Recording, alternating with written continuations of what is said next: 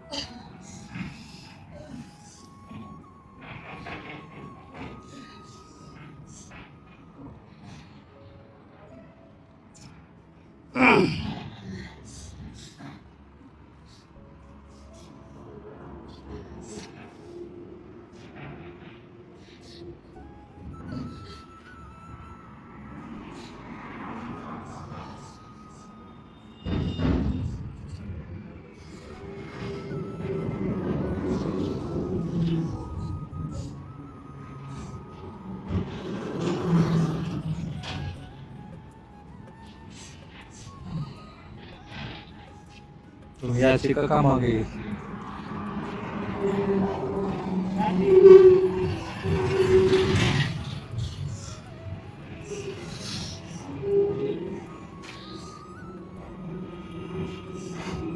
याचिका का मागे घेतली? तुझा शेवटचा मागचा बर्थडे कसा झाला होता? आम्ही बाहेर गेलतो जेवायला, केक कापला होता, देवाला गेलतो, कपडे घेतले होते नवीन. शेती आहे का तुला?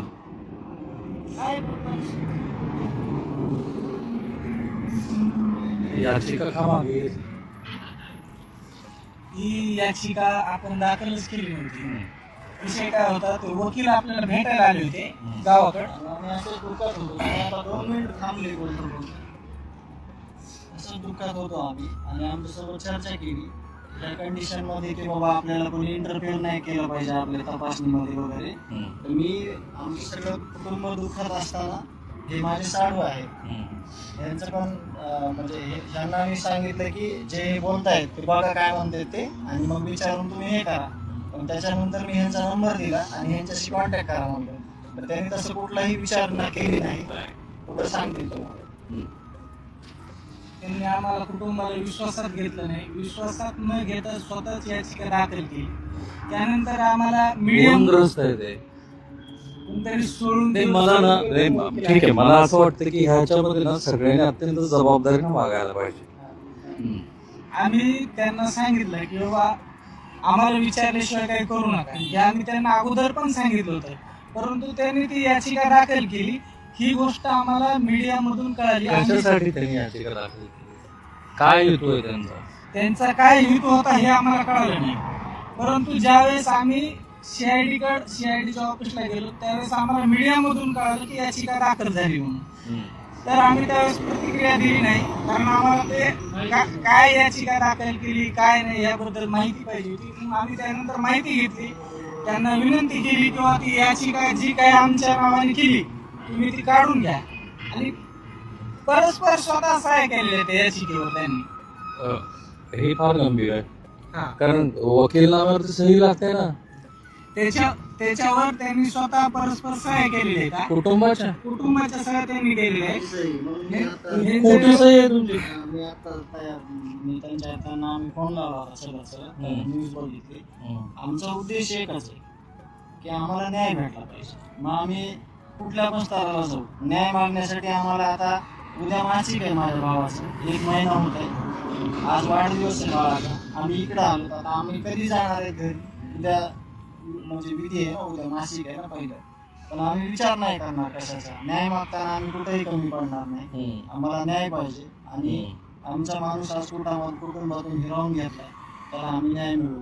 ठीक आहे, पत्रकारांनी भावना विवश नाही झाला पाहिजे, पण मी स्वतःही खूप डिस्टर्ब झालो याच्यामुळे. ह्याचा उद्या वाढदिवस आहे. आज आहे आज. तुम्ही नाही बोलला कधी? तुमची शेवटची त्यांच्यावरची भेट आदल्या दिवशी.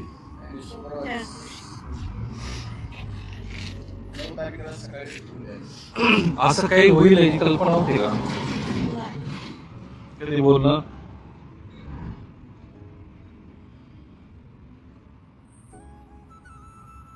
त्या महाराणीच्या घटनेनंतर टेन्शन मध्ये होते ते. काय बोलायचे? काय नाही, एवढंच म्हणजे माझा काही संबंध नसताना मी सोडवाय गेल्यानंतर ती किरकिरी झाली. काही संबंध नसताना पण ते लोक धमकी द्यायले, तेवढंच बोलले. किती वेळेला धमकी आल्या? एवढं काय माहित नाही मला, तेवढं सांगितलं की धमकी येईल म्हणून. ते ज्या वेळेला सोडवायला गेले होते त्यावेळेला तुम्ही ते घरातच गेले होते का बाहेरच्या बाहेर गेले होते? घरातूनच ते इकडे आले होते, लातूरून मुसाजोगला यायले होते. ते येणार नव्हते, तिथंच थांबले होते, पण त्यांना फोन यायला या म्हणून नंतर मग ते आले.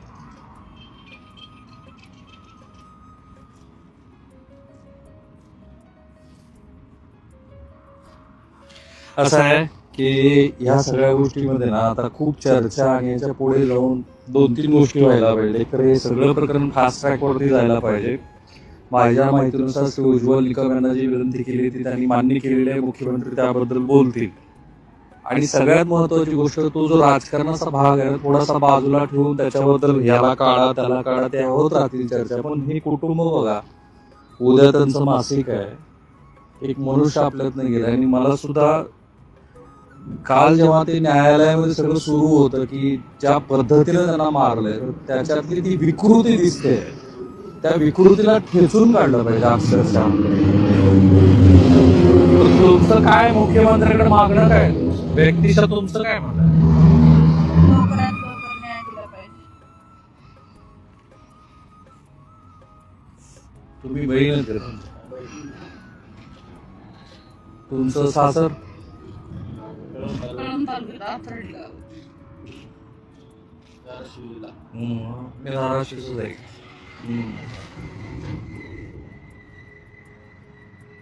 तुम्ही तरी भावाचा अंत्यविधी आधी मृतदेह बघितलाय का? नाही. मला सांगा, तुम्ही जेव्हा मृतदेह बघितला शेवटचा त्याच्यावर ऍक्च्युअली किती वेळ होते आणि ते जे सगळं सांगितलं जातं ते खूप भयानक होतं. माझी इच्छा असताना सुद्धा मला जवळ जायची हिंमत नाही. मी एवढं अंतरावून बघितलं आणि मला काही सुचत नव्हतं. त्यांनी धरलं मला सगळ्यांनी आणि बाहेर आणलं आणि मला कुठलीच प्रतिक्रिया किंवा मला काहीच कळत नव्हतं. मी 1-1.5 दिवस त्याच्यामध्ये होतो. मला कळलं नाही काय. इतकं भयानक परिस्थिती झाली. एवढं तुलासारखं सगळ्या घराने आम्ही भावाला सांभाळलेलं होतं आणि त्याच्याकडे बघून असं वाटत होतं की हे काय झालं, आपल्याला काय वेळ आली. आतापर्यंत जो तपास चालू आहे त्याच्याबद्दल तुम्ही समाधानी आहात? मी वारंवार बोलतोय की आपल्याला जे तपास यंत्रणा आहे, आपल्याला हे शासन आहे, आपल्याला हे मुख्यमंत्री साहेब आहे, यांच्यावर विश्वास ठेवून चालू नाही. आपण न्याय तरी कुणाला मागणार आणि मग आपण न्यायाच्याच भूमिकेमध्ये आहे. आता आज आम्हाला काही गोष्टी त्यांना बोलायचं मुख्यमंत्री साहेब, जसं की आमच्याकडे काही गोष्टी आहेत, आमच्याकडे काही जे पुरावे आहेत आमच्याकडे कुटुंबाकडे, जे की समजा कसं आहे की लोक भेटायला येतात, सगळे लोकप्रतिनिधी तुम्हाला सांगतायत. नाही, लोकप्रतिनिधी वगैरे येत आहेत ना. तर आता तुम्ही मागचा प्रकार बघितला असेल की त्याच ताप्यामध्ये कुणाच्या तर जे लोकप्रतिनिधी येतात त्याला कोण लोक येईल, त्याची आपण आपली रेखी करायला ते आपण काय बोलतोय, काय सांगतोय, काय पुरावे देतोय. म्हणून हा निर्णय असं घेतलाय की आपल्याला त्यांच्या जाऊन आपल्याला तुमच्याकडे काही पुरावे आहेत जे तुम्हाला मुख्यमंत्र्यांना द्यायचे, त्या पुराव्याचं स्वरूप काय डिजिटल व्हिडिओ? नाही, ऑफिशियल घ्यायचे पेपर असतात ते डिजिटल. तर ते सगळं त्यांना रिकवर झालंय त्यांनी काल सांगितलं. आमच्याकडे काही ऑफिशियल जे घटना आहे, घटनाक्रम आहे सगळं, म्हणजे नेमकं काय आहे ते मला सगळं त्यांना बोलायचं. म्हणजे जे पूर्वी तुम्ही FIR दाखल केलं त्याच्या व्यतिरिक्तच्या काही गोष्टी आहेत? सगळं भरपूर गोष्टी आहेत त्याच्यामध्ये. त्या मुख्यमंत्री साहेबांना सांगितल्यानंतर आपल्या इकडे काय म्हणजे काय चर्चा होते परत बाहेर आलं तर ठीक आहे. मला राजकारणात जायचं नाही आणि तुम्हालाही त्यात जायचं नाहीये, पण तरी सुद्धा या सगळ्याच्या मागे धनंजय मुंडे यांचा हात आहे असं तुम्हाला वाटतं का? उत्तर हे मला राजकीय अंगाने नको आहे. तुमचा संबंधच नाही राजकारणात. आपण तपास जेव्हा म्हणजे तपासाचा जो भाग आहे त्याच्यावर विश्वास ठेवून आता चालतो. तर ह्या गोष्टी जे डिपार्टमेंट आहे त्यांनी आतापर्यंत जवळपास थोडं क्ल्यू द्यायला पाहिजे होते की कसा संबंध कुणाला कुणाचा येत आहे काय. कारण का पहिल्यांदा गुन्हा झाला त्यावेळेस कळलं की हे 7 जण, पुन्हा असं लक्षात आलं आता बरेच लोक मग आता ह्याच्यात किती मोठं जाळ आहे आणि ह्याच्यात कोण कोण आहे हे तपास चालू असताना किंवा होत आल्यानंतरच काय. आणि मंत्रिपदाबद्दल काय तुमचं मत आहे? बरेच जण म्हणतात त्यांनी काही काळ बाजूला राहायला पाहिजे. आम्हाला न्याय मिळाला पाहिजे. आमच्या सोबत जे लोक आहेत ते न्यायाच्या भूमिकेत आहेत, ते आमच्या न्यायाची जी बाजू आहे ती चांगल्या पद्धतीने मांडतायत. त्याच्यात कुठल्याच प्रकारे राजकारण नाही किंवा त्यांचा हेतू दुसरा काही नाही. तुम्ही आता 2 मिनिटं तुम्हाला नाही, मी बोलू नाही शकलो, मी रडलो. मग तुम्ही एक विचार करा, 1 महिन्यानंतर एक तुम्ही पत्रकार बांधव म्हणून तुमची ही परिस्थिती आहे. पहिल्या 1, 2, 3, 4, 5 असं 15 दिवसातली काय परिस्थिती असेल कुटुंबाची आणि समाजाची. तर तिथे आलेला प्रत्येक माणूस आहे, त्या माणसाने एक माणसाचं मन ज्याच्या आहे. तर इतकी भयानक परिस्थिती झालेली सगळी आणि न्यायाच्या भूमिकेत सगळे आमच्यासाठी न्याय मागतात. तू झोपतेस का? झोप लागते का तुला? तर झोप तर लागतच नाहीये, पण सगळ्यांना आता पडून तर राहावं लागेल, कारण की आमची जर तब्येत बिघडली तर न्याय म्हणजे न्यायाचा लढा हा आम्हाला पुढे न्यायचा आहे आणि आम्हाला न्याय मिळवायचा आहे. त्यासाठी आमच्या तब्येत म्हणजे व्यवस्थित तर राहिलाच पाहिजेत. आणि मला आईची काळजी घ्यायची, भावाची घ्यायची, चाचाची घ्यायची, तर माझीच तब्येत मला ठीक ठेवावं लागेल ना, कारण की मी यांची काळजी घेऊ शकेल. आणि इथून मागे जो अन्याय झालाय, माझ्या वडिलांच्या आधीच्या ज्या केसेस आहेत, त्या ज्या समजा जे ते लोक लढू नाही शकले, असं तू काही शाहू कळलं नाही विद्यार्थी. अच्छा काकडे काय आपले धाराशिव सतीश पवारांच्या ह्याच्यामध्ये. मग आता तुझी माझी मुलगी 12वीला जातो, तुझी परीक्षा आली ना, होय, मग आता द्यायची एक्झाम पेपर. किती दिवस झालं तू ऍबसेंट आहे तुझे? महिना.